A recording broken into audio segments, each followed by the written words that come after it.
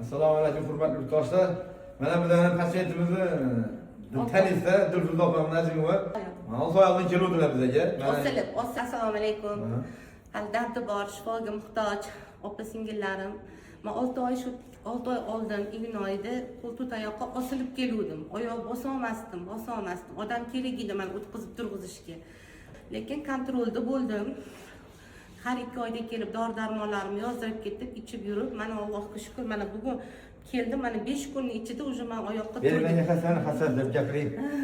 Endi hasad emas. Vashington mana Allohga shukr. Qasamni ham tashab, mana Allohga shukr. Shu paytda men osilib qolganim, mana 5 kunda men уже mana nima desam ekan, mana.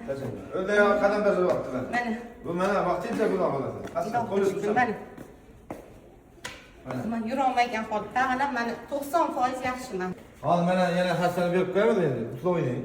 Yana ozgina bor yana. Ozgina. Muhimi mana qadam tashadi. Natija zo'r, natija. Bu yerda hali reklama emas, bor. Men ishonmassiz, ha? Yurmayman endi deb yig'ladingiz.